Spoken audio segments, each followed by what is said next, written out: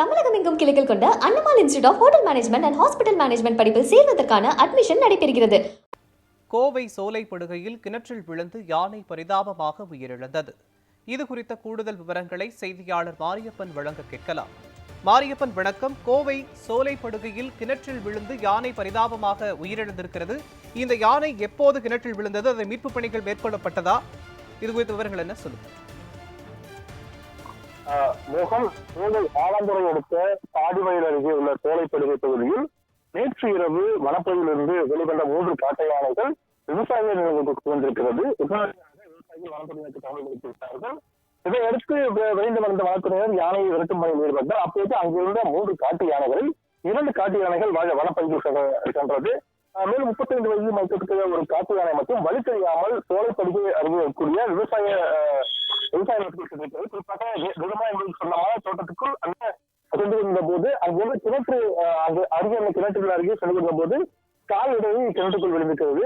இது குறித்து உடனடியாக அந்த விவசாயி வனத்துறையினர் மற்றும் தீவிர தகவல் எடுத்து கொடுத்திருக்கிறார். தகவலின் பேரில் அங்கு வந்து வனத்துறை மற்றும் தீவிரப்பட்டனர் ஜேசிபி மற்றும் புல்டோசர் உள்ளிட்ட வாகனங்களை பயன்படுத்தி அந்த யானையை மீட்க முயன்றால் இன்னும் 2 மணி நேர போராட்டத்துக்கு பிறகு அந்த யானையானது உயிரிழந்திருக்கிறது.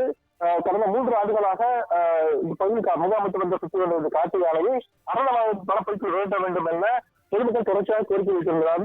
ஆனால் தற்போது அந்த யானை விரட்டான் காரணமாக தற்போது மீண்டும் விவசாயிகளுக்கு தற்போது இந்த யானை உயிரிழந்திருக்கிறது. உயிரிழந்த யானை முதல் தற்போது பிரேத பரிசோதனைக்காக குற்றாலம் கால்நடை மருத்துவமனை கொண்டு செல்லப்படுகிறது.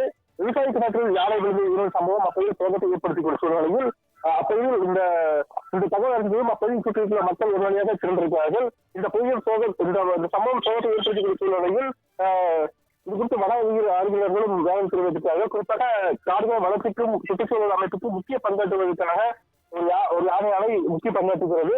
அந்த யானையை காப்பாற்றுவதற்காக பல்வேறு திட்டங்களை கொண்டு வரப்பட்டது. குறிப்பாக ஏரி உட்பட ரயில் திட்டங்கள் மோதி உயிரிழப்பை தவிர்ப்பதற்காக ஏரி உட்பட பல்வேறு திட்டங்கள் கொண்டு வரப்பட்டிருக்கிறது. இருந்தாலும் ஏற்படுத்தி வருகிறது. குறிப்பாக சிறு குறு விவசாயிகளால் பாதிக்கப்படுவதாக பல்வேறு குற்றச்சாட்டுகள் தொடர்ச்சியாக நடைபெற்று கூறுகிறார்கள். பல்வேறு புகார்கள் எடுத்தும் இதற்கு நடவடிக்கை எடுக்கவில்லை. இருந்தாலும் தற்போது இந்த யானை உயிரிழப்பு என்பது வனவியலாளர்களே சோகத்தை ஏற்படுத்தியிருக்கிறது. தொடர்ச்சியாக யானைகள் கிராம பகுதிகளுக்கு அதாவது விவசாயிகளுக்கு புகாமல் பாதுகாக்க நடவடிக்கை எடுக்க வேண்டும் என்பது அப்பகுதி மக்களுடைய கோரிக்கையாக இருக்கிறது. கோவை சோலைப்படுகையில் கிணற்றில் விழுந்து யானை பரிதாபமாக உயிரிழந்திருப்பது தொடர்பான விவரங்களை வழங்கியதற்கு நன்றி மாரியப்பன்.